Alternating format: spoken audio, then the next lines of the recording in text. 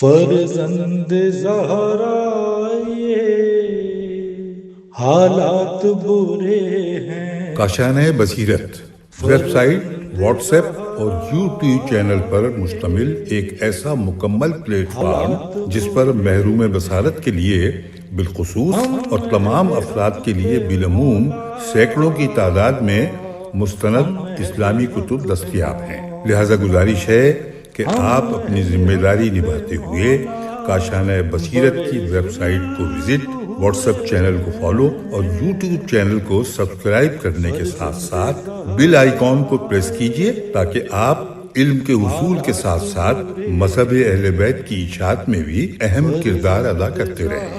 کاشانۂ بصیرت۔ حالات برے ہیں۔ السلام علیکم ورحمۃ اللہ وبرکاتہ۔ سامعین، آپ سماعت فرما رہے ہیں بنیان المرصوص مقتل حسین علیہ السلام و آلہ و اصحابہ، جلد نمبر 3۔ مؤلف ہیں حیدر عباس بھٹی صاحب۔ آج ہم آپ کے سامنے اس کی 8ویں ریکارڈنگ پیش کر رہے ہیں۔ صفحہ نمبر 151 ہے اور دیگر شہداء کا تذکرہ ہے۔ شہید نمبر 211، موقع بن ثمامہ۔ بعض سیرت نگاروں نے آپ کا نام منین بن ثمامہ اور مرقہ بن ثمامہ لکھا ہے۔ آپ کا پورا نام موقع بن ثمامہ اسدی اور کنیت ابو موسیٰ تھی۔ آپ تابعین میں سے تھے۔ شرائط امام حسین علیہ السلام کو ابن زیاد ملعون کی طرف سے نامنظور ہونے کے بعد امام حسین علیہ السلام کے ساتھ ملحق ہوئے۔ یوم عاشوراء آپ نے امام علیہ السلام سے اذن جہاد لیا اور اشقیہ پر حملہ کیا۔ جنگ شروع ہوئی تو آپ دشمنوں کو تیر مارنے لگے۔ آپ نے اپنے سارے تیر دشمن کو مار دیے اور زخمی حالت میں زانوں پر کھڑے ہو کر اپنا دفاع کرنے لگے۔ اسی دوران آپ زخموں کی تاب نہ لاتے ہوئے منہ کے بل گر پڑے۔ جب میدان کارزار میں زخمی ہو گئے تو ان کے قبیلے والوں نے ان کو میدان سے اٹھا لیا اور کوفہ لا کر چھپا دیا۔ جب ابن زیاد ملعون کو کوفے میں خبر ملی تو انہیں قتل کرنے کے لیے آدمی بھیجے، لیکن قتل نہ ہوئے بلکہ بیڑیاں پہنا کر زخمی حالت میں زارا کی طرف جلا وطن کر دیا، جہاں وہ زخمی حالت میں 1 سال کے بعد خالق حقیقی سے جا ملے۔ زارا عمان کی طرف ایک مقام ہے۔ صفحہ نمبر 151 ہی ہے اور شہید کا نام ہے 212۔ شہید کا نمبر ہے 212، نام ہے سوار بن منیم۔ بعض مورخین نے آپ کا نام سوار بن ابی حمیر، سوار بن ابی خمیر، سوار بن منیم اور سوار بن حمیر الجابری لکھا ہے۔ آپ کا پورا نام سوار بن منیم بن حاسب بن ابی امیر بن نحام الحمدانی تھا۔ صاحب رجال طوسی نے آپ کو اصحاب الحسین علیہ السلام میں شمار کیا۔ حدائق الوردیہ میں سماوی حمید بن احمد سے نقل کرتے ہیں کہ جناب سوار بن منیم نے حملہ اولیٰ میں جنگ کی اور زخمی ہو کر زمین پر گر گئے۔ لشکر ملعون نے آپ کو اسیر کر کے ابن سعد کے سامنے پیش کیا۔ اس نے آپ کو قتل کرنا چاہا تو آپ کے قبیلے کے افراد نے آپ کی سفارش کی۔ ابن سعد نے آپ کو کوفے کے قید خانے میں ڈال دیا۔ آپ 6 ماہ تک قید میں رہے اور وہیں آپ کی شہادت ہوئی۔ زیارت نہائیہ میں آپ پر سلام ہے۔ سلام ہو زخمی اسیر قیدی سوار بن ابی عمیر بن ناہم حمدانی۔ شہید کا نمبر ہے 213، نام ہے عمرو بن عبداللہ جنادی الحمدانی۔ بنی جدہ قبیلہ حمدان کی ایک شاخ ہے۔ آپ امام حسین علیہ السلام کے کربلا پہنچنے کے بعد امام علیہ السلام کی خدمت میں حاضر ہوئے۔ یوم عاشوراء آپ نے امام علیہ السلام سے اذن جہاد لے کر قوم اشقیہ پر حملہ کیا اور متعدد ملعونوں کو واصل جہنم کیا۔ لڑتے ہوئے آپ شدید زخمی ہو گئے۔ اچانک کسی نے آپ کے سر پر ضرب ماری جس سے آپ زین سے زمین پر گر گئے۔ آپ زخمی حالت میں لاشوں کے درمیان بے ہوش پڑے تھے۔ لشکر ابن سعد میں آپ کے رشتہ دار موجود تھے۔ انہوں نے آپ کو اٹھا لیا اور اپنے ساتھ کوفے لے گئے۔ جناب عمرو 1 سال تک مریض رہے اور پھر وفات پائی۔ زیارت نہائیہ میں آپ پر سلام ہے۔ سلام ہو زخمی پر جو زخموں کے ساتھ رمق حیات رکھتے ہوئے میدان قتال سے उमर बिन अब्दुल्ला के साथ उठाकर ले गए थे। शहीद का नंबर 214, नाम ज़हाक बिन अब्दुल्ला मशरक़ी, सफ़ा नंबर 153। इनकी दास्तान बहुत मुख्तलिफ है।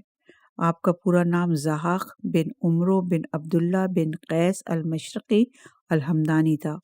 मख्तले अबी मुखन्नफ में अब्दुल्ला बिन आसिम ने ज़हाक बिन अब्दुल्ला मशरक़ी की सनद से रिवायत की है कि जनाब ज़हाक और मालिक बिन नसर अर्जी मकाम कसरे बनी मकातिल पर इमाम हुसैन अलैहिस्सलाम की खिदमत में हाजिर हुए और आपको सलाम किया। इमाम अलैहिस्सलाम ने दोनों को अपनी मदद की दावत दी। मालिक बिन नसर अल अर्जी ने ये उज़्र पेश किया और कहा, मैं अयालदार और बूढ़ा हूँ, इसके अलावा मकरूज़ भी हूँ, जो कर्ज़ मुझे हर हाल में अदा करना है। इमाम अलैहिस्सलाम ने फरमाया, अगर तुम हमारी नुसरत नहीं कर सकते तो चले जाओ और हमारी आवाज़ ना सुनो, क्योंकि जिसने भी होश व हवास में हमारी सदा सुनी और जवाब ना दिया तो अल्लाह को यह हक़ हासिल है कि उसे जहन्नुम में जलाएगा। जनाब ज़हाक कहने लगे, मैं इस शर्त से आपकी दावत कबूल करता हूँ कि जब मेरी मदद आपके लिए नतीजा खेज़ नहीं होगी तो आप मेरी गर्दन से अपनी बैत उठा लेंगे और मैं अपना रास्ता लूँगा। इमाम अलैहिस्सलाम ने इनकी बात कबूल की। आशूरे के दिन जब जनाब सुवैद बिन उमरो बिन अबी अल-मुत्ता और बशीर बिन उमरो अल-हिज़्रमी के अलावा इमाम हुसैन अलैहिस्सलाम के तमाम साथी शहीद हो गए तो जनाब ज़हाक ने 2 अशकिया को इमाम हुसैन अलैहिस्सलाम के सामने वासिल जहन्नुम किया और एक का हाथ कलम किया। इमाम हुसैन अलैहिस्सलाम ने फरमाया, अल्लाह ताला तेरे हाथ को बेकार ना करे, अल्लाह ताला तुझे अपने नबी की अहले बैत से जज़ाए खैर अता फरमाए। फिर आपने इमाम हुसैन की खिदमत में हाजिर हुए और अर्ज़ करने लगे, यब्न रसूलल्लाह, आप जानते हैं कि आपके और मेरे दरमियान एक मुआहदा हुआ था। इमाम ने फरमाया, जी हाँ, तुमने ठीक कहा, लेकिन तुम उन लोगों से किस तरह निकलोगे? जनाब ज़हाक ने कहा, इब्न साद मलऊन का लश्कर घोड़ों को निशाना बना रहा था तो मैंने एक घोड़ा असहाब के खैमों में छुपा दिया और पैदल जंग करने लगा। इमाम हुसैन अलैहिस्सलाम ने जाने की इजाज़त दी तो आप खैमों के पास गए। जनाब ज़हाक रिवायत करते हैं कि वहाँ उस वक्त 136 ख़याम थे। इमाम हुसैन अलैहिस्सलाम के 70 खैमे थे और बाकी आपके असहाब के थे। मैंने खैमों से अपना घोड़ा निकाला और इसी पर सवार होकर इसे ताज़ियाना मारा और बिजली की तरह दौड़ने लगा। लश्कर ने मुझे रास्ता दिया ताकि मैं इनसे उबूर कर जाऊं। अचानक मैंने देखा कि 15 सवार मेरा पीछा कर रहे हैं। मैंने नहर फुरात के पास मौजूद शफिया नामी गांव के पास पहुंचकर अपने घोड़े को इनकी तरफ फेरा। मैंने देखा कि इन 15 अफराद में कसीर बिन अब्दुल्ला सबई, अयूब बिन मसरूह, कैस बिन अब्दुल्ला साइदी और दीगर अफराद शामिल थे। उन्होंने मुझे पहचान लिया और कहने लगे, ये ज़हाक हमारा फूफीज़ाद है। इसके बाद दीगर अफराद की तरफ मुंह करके कहने लगा, मैं तुम्हें खुदा की कसम देता हूँ, इसे छोड़ दो। इन 15 अफराद में बनु तमीम के 3 अफराद भी थे। वो कहने लगे, हम तेरी बात मान लेते हैं। इस तरह जनाब ज़हाक की जान बची। जनाब ज़हाक इमाम में सज्जाद अलैहिस्सलाम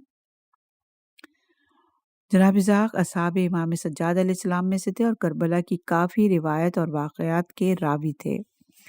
सफ़ा नंबर 155।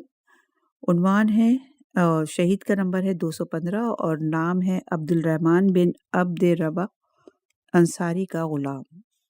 रिवायत में मिलता है कि शहीद करबला जनाब अब्दुल रहमान बिन अब्द रबा अंसारी के ग़ुलाम भी करबला में मौजूद थे, जो बाद में असीर हुए।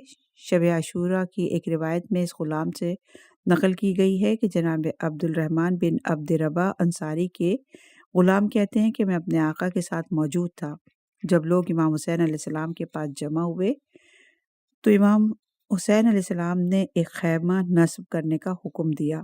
इसके अलावा एक और रिवायत इनसे मंसूब है कि जिसमें वो कहते हैं कि जनाब अब्दुल रहमान बिन अब्द रबा अंसारी के ग़ुलाम रिवायत करते हैं कि इमाम हुसैन अलैहिस्सलाम अपनी सवारी पर सवार हुए और मुसहफ़ यानी किताब हाथ में लेकर दुआ की। शहीद का नंबर 216, नाम अली बिन उस्मान बिन खिताब अल-मग़रबी। आप अमीरुल मोमिनीन अलैहिस्सलाम के असहाब में से थे। शेख सुद्दूख ने कमालुद्दीन व तमाम اتمام نعمہ میں آپ کی سند سے احادیث نقل کی ہے۔ شیخ صدوق نے آپ کا شمار کربلا کے زخمیوں اور بچ جانے والوں میں کیا۔ ان کی عمر 300 سال کے قریب تھی۔ یہ صحابی 309 ہجری کے بعد تک زندہ رہے۔ کمال الدین و تمام نعمہ کے باب نمبر 50 میں حدیث نقل ہوئی کہ جس میں جناب علی بن عثمان خود بیان کر فرماتے ہیں کہ وہ کربلا میں موجود تھے لیکن شہید نہیں ہوئے۔ جناب علی بن عثمان بیان فرماتے ہیں کہ پھر میں حسین علیہ السلام کے ساتھ کربلا پہنچا۔ جب امام حسین علیہ السلام شہید کر دیے گئے تو میں بنی امیہ کے ظلم کے خوف سے بھاگ گیا اور مغرب میں مقیم رہا۔ اس وقت ظہور امام مہدی علیہ السلام اور حضرت عیسیٰ علیہ السلام کے خروج کا منتظر ہوں۔ صفحہ نمبر 156، شہید کا نمبر 217 اور نام ہے مسلم بن ربا، صحابی امام علی علیہ السلام۔ آپ بھی کربلا میں موجود تھے اور اسیر ہوئے تھے۔ ابن عساکر نے تاریخ مدینہ اور دمشق میں آپ کی ایک روایت سند کے ساتھ نقل کی ہے کہ مجھ سے ابراہیم بن المنذر نے بیان کیا، جس سے مجھ سے حسین بن زید بن علی بن حسین نے بیان کیا۔ الحسن بن زید بن حسن بن علی کی سند سے علی ابن ابی طالب کے غلام جناب مسلم بن رباح نے مجھ سے بیان کیا۔ میں حسین بن علی علیہ السلام کے ساتھ تھا جس دن وہ شہید ہوئے۔ جناب مسلم نے کہا میرے سامنے ان کے چہرے پر تیر مارا گیا۔ آپ علیہ السلام نے فرمایا اے مسلم اپنے ہاتھوں کو خون کے قریب لائیں۔ میں نے اپنے ہاتھ بہتے ہوئے خون کے نیچے رکھے۔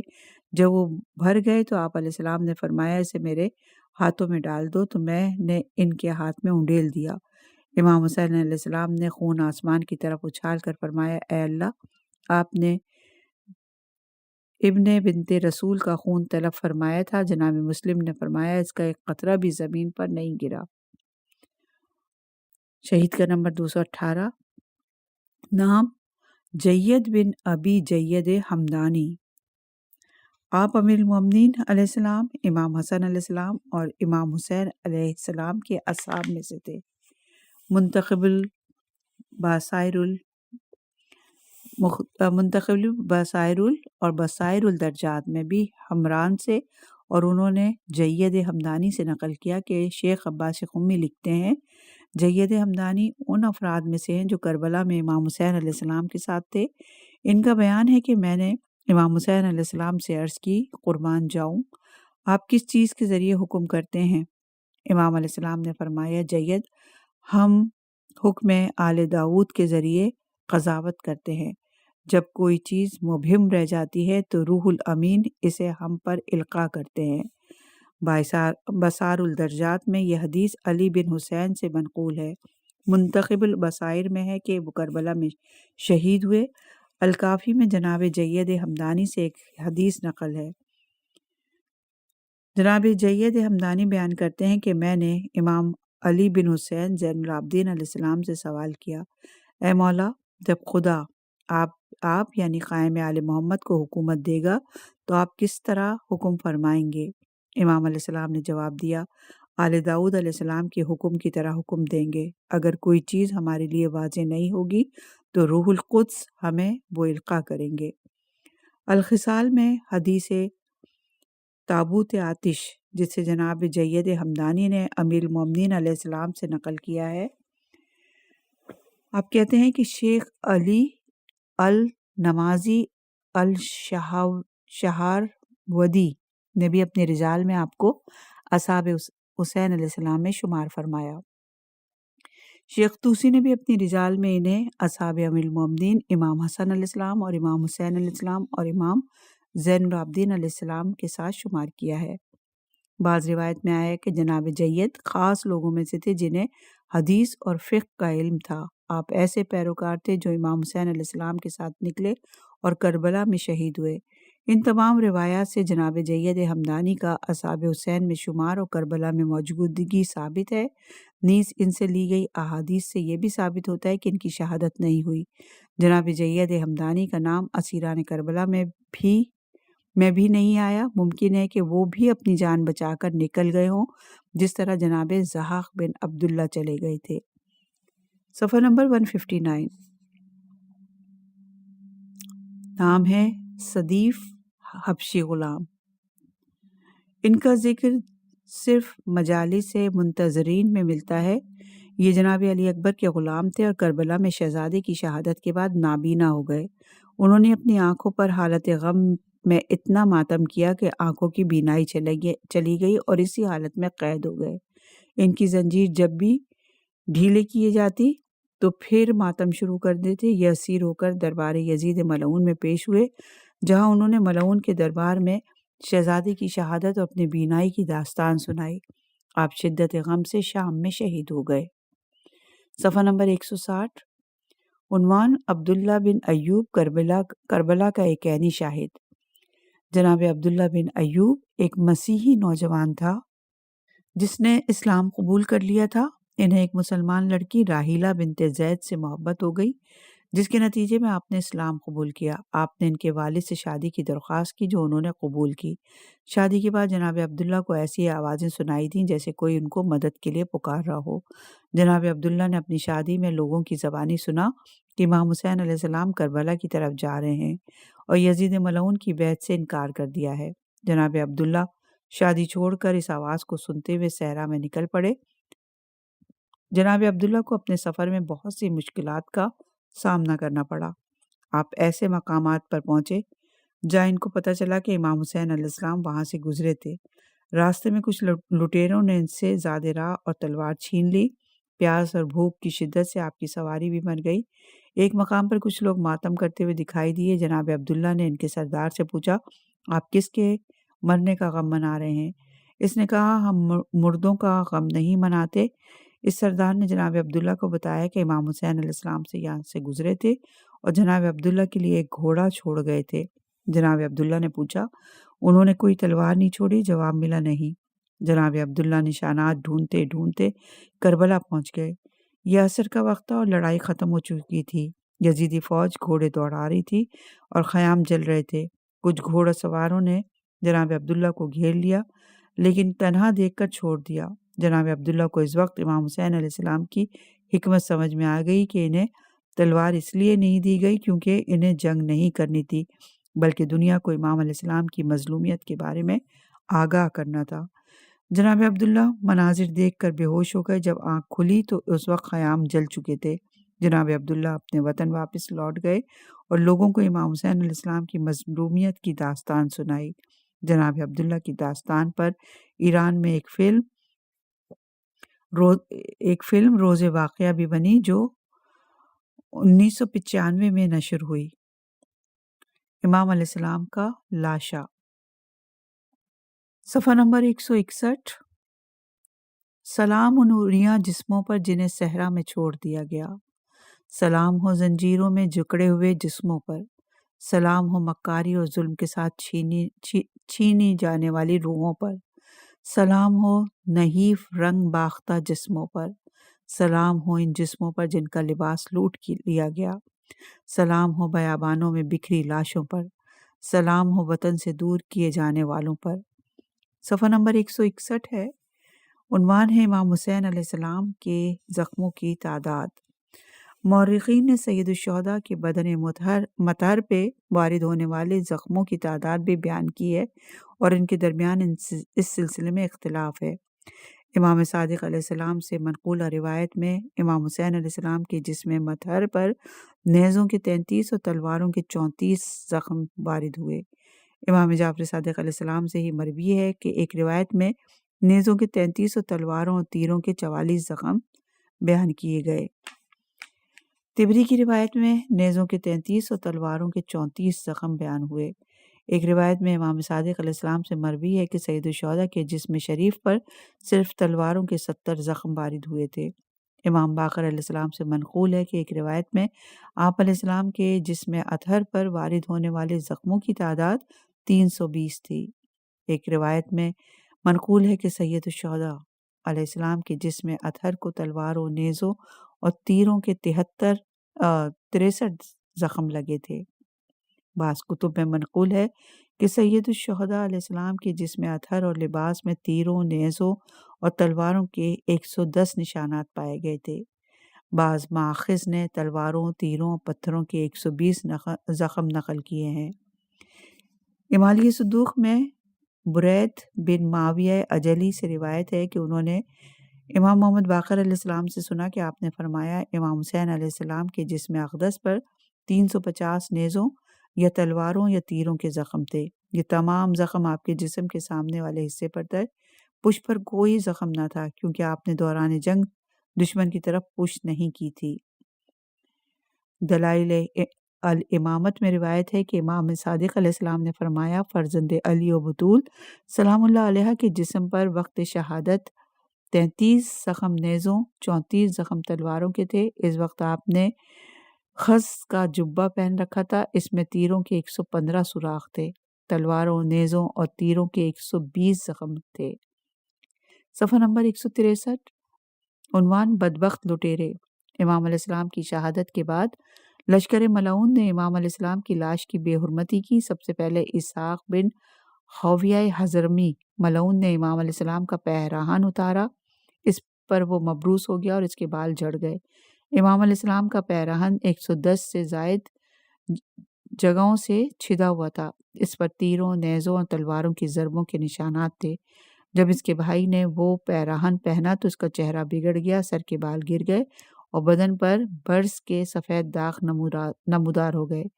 بجر بن کعب ملعون نے امام علیہ السلام کا زیر ستر پوش لوٹا تو وہ ایک کہنہ مرض میں مبتلا ہو گیا جس کی وجہ سے وہ بیٹھ نہیں سکتا تھا۔ ایک روایت میں ہے کہ یحییٰ بن عمرو الحرمی ملعون نے لوٹا۔ امام علیہ السلام کا اونی سرپوش قیس بن اشعث ملعون نے لوٹا۔ اخنس بن مرثد ملعون اور جابر بن یزید ملعون نے امام علیہ السلام کا امامہ لوٹا۔ جب اخس ملعون نے امامہ سر پر رکھا تو اپاہج ہو گیا۔ امام علیہ السلام کا کرتا مالک بن نصر ملعون نے لوٹا۔ نالین اسود بن خالد نے لوٹی اور کٹی ہوئی زرہ عمر بن سعد نے لی۔ یہی زرہ عمر بن سعد ملعون کے قاتل کو جناب مختار نے بطور تحفہ پیش کی۔ امام علیہ السلام کی تلوار بنی دارم کے افراد نے لوٹی جن میں فلافس نہشلی ملعون تھا، جمی بن خلق اودی ملعون یا اسود بن حنظلہ تمیمی ملعون کا نام ملتا ہے اور کمربند جمال ملعون نے لوٹا۔ بجدل بن سلیم کلبی ملعون نے امام علیہ السلام کی شہادت کے بعد انگوٹھی کے لالچ میں آپ علیہ السلام کی انگلی کو کاٹ دیا۔ اسے قیام میں جناب مختار میں گرفتار کیا گیا اور جناب مختار کے حکم پر پہلے اس کی انگلیاں پھر دونوں پاؤں کاٹے گئے اور اپنے ہی خون میں نہا کر جان دے دی۔ صفحہ نمبر 164، امام علیہ السلام کی 2 انگوٹھیاں۔ اکثر لوگوں کے ذہن میں سوال پیدا ہوتا ہے کہ امام حسین علیہ السلام کے ہاتھ میں جو انگوٹھی تھی وہ امام علیہ السلام نے امام سجاد علیہ السلام کو دے دی تھی، تو پھر جو انگوٹھی لوٹی گئی وہ کون سی تھی؟ ہم نے اسے روایت کی مدد سے مختصر طور پر بیان کیا ہے۔ جب امام علیہ السلام کی شہادت ہو گئی تو اس بے رحم فوج نے لوٹ مچا دی۔ اس دوران بجدل ابن سلیم ملعون آگے بڑھا اور اس نے امام علیہ السلام کی انگوٹھی کی لالچ میں امام علیہ السلام کی انگلی کاٹ دی اور اس ظلم کو اکثر تاریخی کتب میں بیان کیا گیا۔ محمد بن مسلم نقل کرتا ہے کہ امام حسین علیہ السلام کی انگوٹھی امام سجاد علیہ السلام کے پاس آئی اور ان سے امام باقر علیہ السلام کے پاس آئی اور پھر وہی انگوٹھی امام صادق تک پہنچی۔ شیخ صدوق نے محمد بن مسلم سے روایت کی ہے کہ میں نے امام صادق علیہ السلام سے سوال کیا کہ مولا میں نے سنا ہے کہ امام حسین علیہ السلام کی انگوٹھی لوٹ لی گئی، کیا صحیح ہے؟ امام صادق نے فرمایا نہیں، ایسا نہیں، بلکہ وہ انگوٹھی میرے پاس ہے، کیونکہ امام حسین علیہ السلام نے وہ انگوٹھی امام سجاد کو دی تھی اور انہوں نے اپنے بیٹے امام محمد باقر کو دی اور پھر میرے بابا علیہ السلام نے وہ مجھے دی اور میں اسے نماز کے دوران پہنتا ہوں۔ شیخ صدوق نے یہ بھی لکھا کہ امام حسین علیہ السلام کے پاس 2 انگوٹھیاں تھیں، ایک وہ کہ جو یادگار رسول خدا تھی اور دوسری وہ جو شہادت کے بعد بجدل ملعون نے لوٹ لی۔ اور اسی طرح شیخ عباس قمی نے بھی نقل کیا کہ جب امام صادق علیہ السلام سے کہا گیا کہ امام حسین علیہ السلام کی انگوٹھی تو بجدل ملعون نے لوٹ لی تھی، تو امام علیہ السلام نے فرمایا ہاں وہ اور انگوٹھی تھی، جو رسول خدا صلی اللہ علیہ وآلہ وسلم کی انگوٹھی تھی وہ یہ ہے۔ دوسری روایت محمد ابن مسلم کہتے ہیں کہ جمعے کے دن امام صادق کی خدمت میں حاضر ہوا تو نماز کا وقت تھا۔ میں نے امام علیہ السلام کے ساتھ نماز ادا کی اور نماز کے بعد میں نے امام علیہ السلام کے ہاتھ میں انگوٹھی دیکھی۔ اس انگوٹھی پر یہ عبارت لکھی تھی، لا الہ الا اللہ عدت لقاء اللہ۔ جب میں نے امام علیہ السلام سے اس انگوٹھی کے بارے میں سوال کیا تو امام علیہ السلام نے فرمایا، یہ انگوٹھی میرے جد امام حسین علیہ السلام سے مجھ تک پہنچی ہے۔ البتہ یہ بات بھی ذکر کرتا چلوں کہ یہ انگوٹھی رسول خدا کی انگوٹھی تھی اور ان سے امیر المومنین علی ابن ابی طالب کو ملی اور انہوں نے اپنے بیٹے امام حسن کو دی اور انہوں نے امام حسین کو دی۔ دلائل امامت میں ہے کہ امام حسین علیہ السلام کے پاس 2 انگوٹھیاں تھیں، ایک عقیق کی انگوٹھی تھی جس کا نقش ان اللہ بلغ الامرا، اور آپ کی دوسری انگوٹھی جو شہادت کے بعد لوٹ لی گئی، اس کا نقش لا الہ الا اللہ عدت اللقاء اللہ تھا۔ جو آدمی اس نقش کو اپنی انگوٹھی پر کندہ کروا کر پہنے تو وہ شیطان کی شر سے محفوظ رہتا ہے۔ اب آتے ہیں ان سب روایتوں کی طرف جن میں انگوٹھی کا ذکر ہوا۔ امام رضا علیہ السلام سے روایت ہے کہ امام حسین علیہ السلام کے ہاتھ میں ایک انگوٹھی تھی جس کے نگینے پر لکھا تھا ان اللہ بلغ امرہ۔ ایک اور روایت میں آیا کہ امام حسین علیہ السلام کے ہاتھ میں ایک انگوٹھی تھی جس کے نگینے پر لکھا تھا علمت فا عمل۔ امام صادق علیہ السلام سے جب سوال ہوا کہ آپ علیہ السلام نے فرمایا میرے جد امام حسین علیہ السلام کے پاس 2 انگوٹھیاں تھیں۔ اسی طرح ناسخ التواریخ والے نے بھی لکھا کہ امام حسین علیہ السلام کے پاس 2 انگوٹھیاں تھیں، ایک وہ جو امام سجاد کے پاس تھی اور ایک وہ جو بجد الملعون نے لوٹ لی تھی۔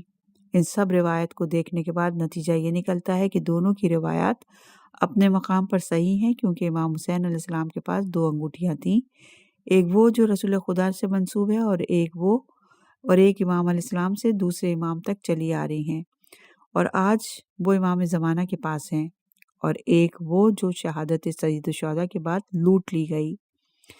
صفحہ نمبر 165۔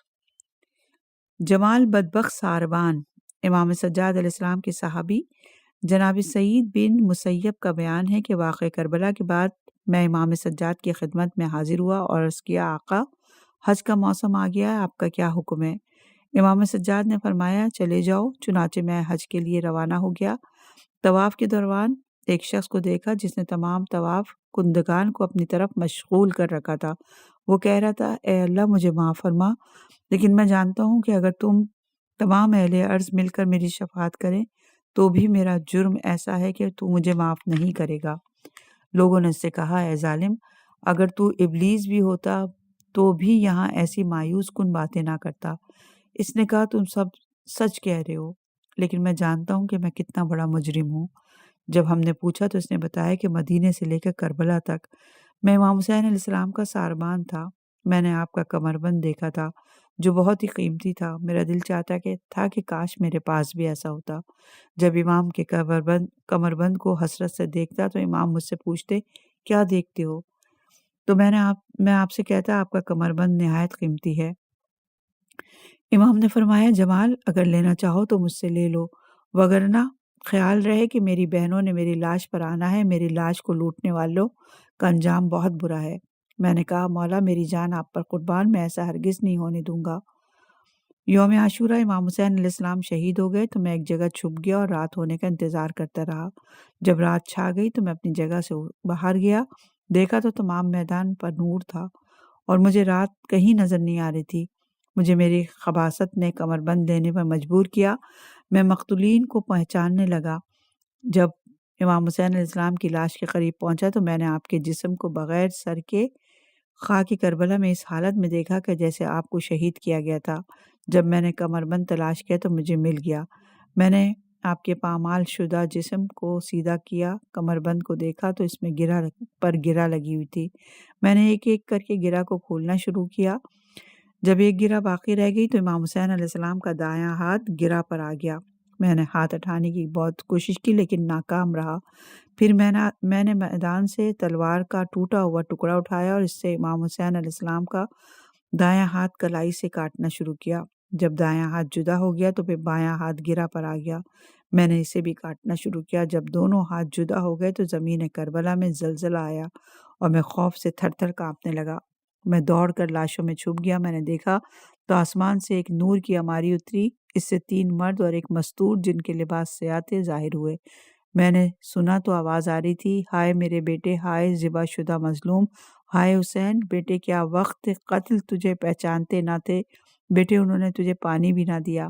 ملعون کہتا ہے کہ میں نے دیکھا امام حسین علیہ السلام اٹھ کر بیٹھ گئے اور عرض کیا، نانا تیرا حسین جس جگہ ہے، نانا میرے تمام انصار قتل ہو گئے، میرے بیٹے اور تمام اقربا شہید ہو گئے، نانا ہمارے جسم سے لباس اتار لیے گئے، نانا ہمارے خیمے جلا دیے گئے، نانا میرے بچے ذبح کر دیے گئے، نانا تیری بیٹیوں کی چادریں لوٹ لی گئیں، نانا ذرا دیکھنا کفار نے ہمارے ساتھ کیا کیا۔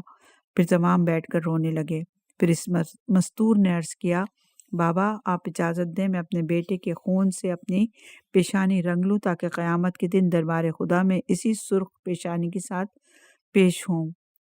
حضرت نے فرمایا، ہاں بیٹی تم بھی اپنی پیشانی رنگین کرو، ہم بھی خون حسین سے پیشانی رنگین کریں گے۔ میں نے دیکھا جناب فاطمہ سلام اللہ علیہا، رسول اللہ، امام علی علیہ السلام اور امام حسن علیہ السلام نے گلے پر، سینے پر اور بازوؤں کا خون سے مس کیا۔ پھر ان میں سے ایک فرد نے پوچھا، بیٹے حسین تیرا یہ دایاں اور بایاں ہاتھ کس نے کاٹا؟ امام حسین علیہ السلام نے فرمایا، بابا میرے ساربان جمال نے کاٹا جو ابھی ابھی ان لاشوں کے درمیان چھپا ہوا ہے۔ جمال کہتے ہیں، میں نے دیکھا حضرت صلی اللہ علیہ وآلہ وسلم میری طرف آئے اور میرے سامنے کھڑے ہو گئے، فرمایا، اے جمال تجھے مجھ سے کون سا بدلہ لینا تھا؟ کیا تجھے ان مظالم سے تسلی نہیں ہوئی تھی جو میری امت نے میرے لال پر کیے تھے؟ تجھے معلوم ہے کہ ان ہاتھوں کو جبرائیل نے کتنی بار چوما ہے؟ اللہ تیرا چہرہ سیاہ کرے، اللہ تیرے ہاتھوں اور پاؤں کو کاٹے۔ ابھی آپ کی دعا تک مکمل نہیں ہوئی تھی کہ میرے ہاتھ شل ہو گئے اور مجھے ایسا محسوس ہوا کہ میرے چہرے پر سیاہ چادر لپیٹ دی گئی ہو۔ میں اسی حالت میں رہا اور تمام چلے گئے وہ، اور میں یہاں آ گیا۔ سعید بن مسیب کہتے ہیں کہ تمام نے اس پر لعنت کی اور ہر ایک نے اس کے لیے بد دعا کی۔ صفحہ نمبر 168، پامالی کے لیے ابن زیاد ملعون کا خط۔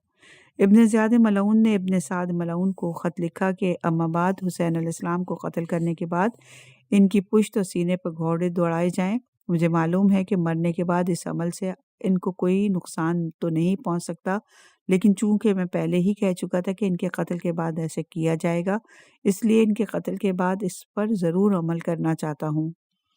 صفحہ نمبر 169، امام علیہ السلام کا لاشا اور پامالی۔ عمر ابن سعد نے اپنی سپاہ کو مخاطب کر کے کہا، تم میں سے کون حسین علیہ السلام کی لاش کو پامال سم میں اسپا کرے گا؟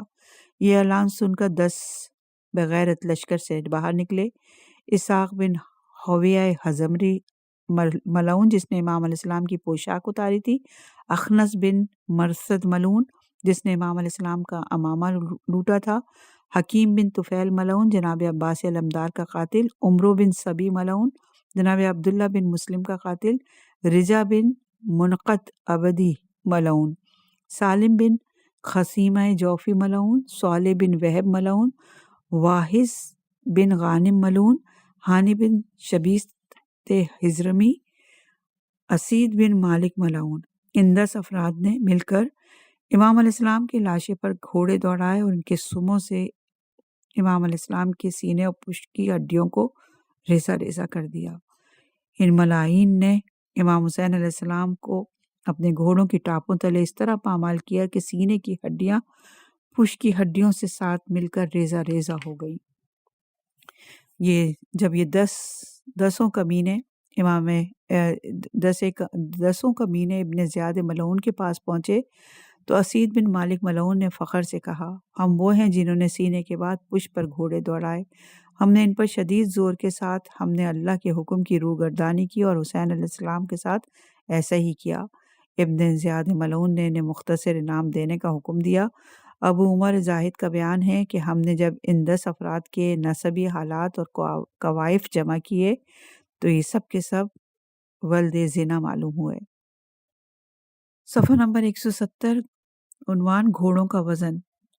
ایک جوان عربی گھوڑا جس کا قد تقریباً 15 ہاتھ ہو 450 کلو وزنی ہوتا ہے۔ ایک جنگجو عربی سوار 80 سے 90 کلو وزنی ہوتا ہے۔ جنگی لباس اور گھوڑے کا سامان شامل کریں تو یہ وزن تقریباً 550 کلو بنتا ہے۔ تحقیق کے مطابق جب ایک گھوڑا چلنا شروع کرے تو اس کا ہر قدم 34 سے 40 کلو کا دباؤ زمین پر مارتا ہے۔ 550 کلو وزنی سوار اور سواری کے ہر قدم پر تقریباً 60 سے 70 کلو کا دباؤ ہوگا، جبکہ بھاگتا ہوا گھوڑا تقریباً 100 کلو سے زائد کا دباؤ کا 1 انچ پر رکھتا ہے۔ ماہرین طب کے مطابق جسم کی سب سے نازک ہڈی 3 سے 4 کلو دباؤ سے ٹوٹ جاتی ہے اور سب سے مضبوط ہڈی 80 کلو کے وزن دباؤ سے ٹوٹ جاتی ہے۔ اس سے اندازہ لگایا جاتا ہے کہ 10 گھوڑوں کے 40 قدم اور ہر قدم سے 100 کلو دباؤ کی ضرب امام علیہ السلام کے بدن کے ہر حصے پر لگتی رہی، جس سے امام علیہ السلام کے بدن کی تمام ہڈیاں ٹوٹ گئی تھیں۔ مظلوم کربلا کے جسم کو ملعونوں نے ٹکڑے ٹکڑے کر دیا۔ صفحہ نمبر 171 شیر فضہ۔ روایت میں بیان ہوا کہ بی بی فضہ سلام اللہ علیہ نے شیر ابو الحارث کو امام حسین علیہ السلام کا لاشا ڈھونڈنے کے لیے بلایا تھا، جو کہ یزیدی فوج نے لاش اقدس پر گھوڑے دوڑا کر پامال کر دیا تھا۔ کتب مقاتل میں شہادت امام حسین علیہ السلام کے بعد جب ان کے لاش اقدس پر دوبارہ گھوڑے دوڑائے جانے کا بندوبست کیا گیا تو حکم جناب زینب سلام اللہ علیہ کے مطابق جناب فضہ نے ابو الحارث نامی شیر کو آواز دی۔ اس نے برآمد ہو کر لاش مبارک کی حفاظت کی۔ کربلا میں اس مقام کو شیر فضہ کہا جاتا ہے۔ ادریس بن عبداللہ عودی کہتے ہیں کہ جب امام حسین علیہ السلام شہید ہو گئے، عمر سعد ملعون کے لشکر نے لاش اقدس کو دوبارہ پامال کرنا چاہا تو جناب فضہ نے جناب زینب سے کہا، بی بی ایک روز میں سمندر میں محو سفر تھی کہ میری کشتی ٹوٹ گئی اور میں ایک جزیرے پہ پہنچ گئی۔ وہاں پر ایک شیر میرے سامنے آ گیا اور میں نے اس سے کہا کہ اے ابو الحارث، میں رسول خدا کی کنیز ہوں۔ جب اس نے یہ سنا تو غراتے ہوئے آگے بڑھا اور راستے کی طرف میری رہنمائی کی۔ اس وقت وہ شیر ایک جگہ پر بیٹھا ہوا ہے، آپ مجھے اجازت دیں کہ میں اس کے پاس جا کر اسے بتاؤں کہ یہ لوگ فرزند رسول اللہ کے ساتھ کیا کرنے والے ہیں۔ بی بی فضہ سلام اللہ علیہ شیر کے قریب گئے اور کہا، اے ابو الحارث۔ شیر نے اپنا سر اٹھایا۔ جناب فضہ نے کہا، تمہیں معلوم ہے کہ یہ لوگ امام حسین کے ساتھ کیا کرنے والے ہیں؟ ان کا لاشا دوبارہ پامال کرنا چاہتے ہیں۔ یہ سن کر شیر امام علیہ السلام کے لاشے پر آیا اور لاش اقدس پر بلند آواز سے گریہ کرنے لگا اور دونوں ہاتھوں سے جسم اقدس کو چھپا لیا۔ لشکر والے آئے تو شیر کو دیکھا۔ عمر سعد ملعون نے لشکر سے کہا، یہ فتنہ ہے، اسے جوش نہ دلانا، واپس لوٹ جاؤ۔ سب واپس لوٹ گئے۔ اسی واقعے کو شیخ کلینی اور ملا باقر مجلسی نے بھی نقل کیا ہے۔ صفحہ نمبر 173 بھائی کی لاش پر بہن کی فریاد۔ شیخ خلائی کہتے ہیں کہ وقت شہادت امام حسین علیہ السلام تمام مقدرات اہل بیت علیہ السلام موجود تھی۔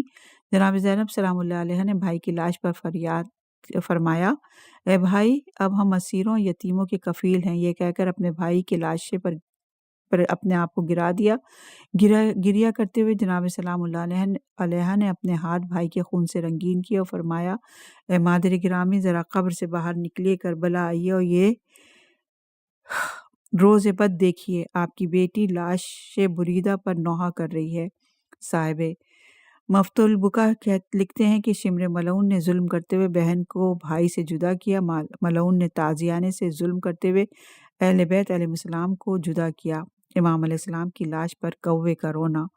مفضل بن عمر جعفی سے روایت ہے کہ وہ بیان کرتے ہیں کہ میں نے امام جعفر صادق علیہ السلام سے سنا کہ آپ علیہ السلام نے فرمایا کہ مجھ سے بیان فرمایا کہ میرے والد محترم امام باقر علیہ السلام اور ان سے امام زین العابدین علیہ السلام نے فرمایا، جب امام حسین علیہ السلام شہید ہو گئے تو ایک کوا جس نے اپنے آپ کو امام حسین علیہ السلام کے خون اطہر پر ڈال دیا، پھر اس نے اپنے بالوں پر کو خون سے رنگین کیا اور اڑ گیا۔ جب وہ مدینے پہنچا تو سیدہ فاطمہ بنت امام حسین بن علی علیہ السلام جو چھوٹی تھی ان کے گھر کی دیوار پر جا بیٹھا۔ بی بی سلام اللہ علیہ نے جب اس کی طرف دیکھا تو اس کی حالت پر غور کیا تو رونا شروع کر دیا اور فرمایا، کوے نے خبر موت دی ہے۔ میں نے پوچھا، اے کوے، کس کی خبر موت دینے آیا ہے؟ کوے نے کہا، امام علیہ السلام کی خبر شہادت ہے۔ میں نے پوچھا، کون سا امام؟ کوے نے، وہی جو ہمیشہ راہ حق کا سالک رہتا تھا۔ کربلا میں حسین نیزوں اور تلواروں میں تقسیم ہو گیا۔ حسین علیہ السلام پر آنسو بہا لے، خون کے خواب کے ساتھ اللہ سے امید رحمت بھی ہے۔ میں نے کہا، حسین علیہ السلام شہید ہو گئے؟ کوے نے کہا، حقیقت یہی ہے، حسین علیہ السلام خاک و خون میں غلطاں ہو چکے۔ پھر اس نے پھر پڑپڑایا اور مزید جواب نہ دے سکا۔ خون امام حسین علیہ السلام اور یہودی بچی کو شفا۔ ایک پرندہ قتل گاہ میں آیا اور اس نے اپنے پروں کو سید الشہداء کے خون سے رنگین کیا اور مدینے کی طرف روانہ ہوا۔ وہ رسول اللہ کی قبر مبارک کے پاس گیا اور رونا شروع کیا۔ دوسرے پرندے بھی اس کے ساتھ رو رہے تھے۔ یہ پرندہ وہاں سے اڑ کر یہودی کے باغ میں ایک شاخ پر بیٹھ گیا۔ اس درخت کے نیچے یہودی کی بیٹی بیٹھی ہوئی تھی جو اندھی، گونگی اور فالج زدہ اور جذام کی بیماری میں مبتلا تھی۔ اس کا پورا وجود بیمار تھا۔